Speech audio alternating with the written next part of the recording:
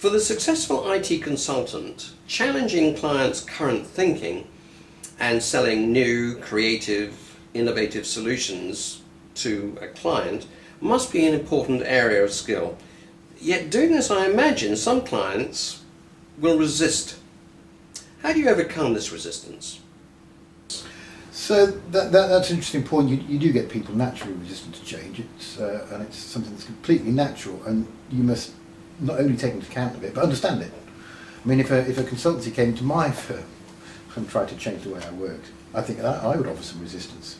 There would be a feeling of, who are you to tell me as an outsider that this is best for us? The first thing I do in that situation is obviously establish a rapport and come in a sort of in a low status kind of way. But I'm honest about it in that I don't have the answers. Between us, we have the answer. And you have far more of the knowledge than I have. What I bring is experience of where this has worked before, and I bring a hypothesis-based problem-solving method. You bring everything else. So what I'm saying is the value I bring is teasing out the stuff you already know.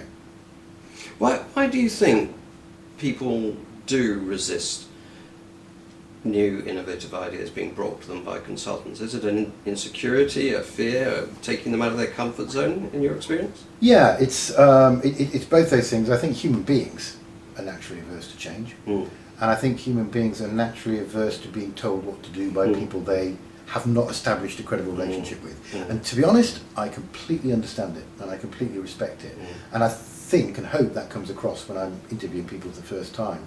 I make it very clear that an outsider doesn't understand the business, doesn't necessarily understand the sector even, and isn't coming in saying that he does.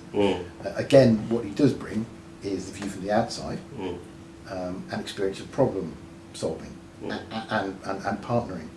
And once you get past that, and you realise that you recognise that you need them as much as they don't think they need you, then that's a way to move forward. Okay. Finally, managing client relationships is a key skill for any consultant. What does this mean to you? So traditionally, client relationship can actually be quite a rigorous, regimented process whereby you have account reviews, you have account plans, and you make specific plans to meet the relevant people, take them out to dinner, take them racing, or whatever the social event is. I have a slightly different view, and mine is based on, almost based on statistics. So what my theory is that if you have a number of clients, 20, which maybe you're doing work with 2 at any particular time, you steadfastly maintain those relationships with the 20 and find out what's going on in their world and make sure that they know what's going on in your world, with the view that at some point those 2 points will collide and they'll have a need which is mapped onto something that they know you can deliver. So some account management is very aggressive, and as soon as a new service or solution comes available from my company, they'll be going out trying to sell it. In my experience, trying to sell a particular solution at a particular time, you're on a hiding to nothing, because the chances of your client actually needing that at that particular point are next to nothing. So it's a ratio, I suspect, of about 10 to 1. Clients that you know, are intimate with, and those that you're working with at any one time.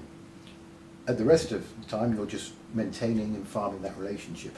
And you can choose the clients as well based on whether you personally get on with them, whether you understand them, whether you think they have money, whether you just like seeing them. But that's the way that's my approach to account management, which is slightly less rigorous, slightly more long term, but not quite the traditional way that a lot of people go about it.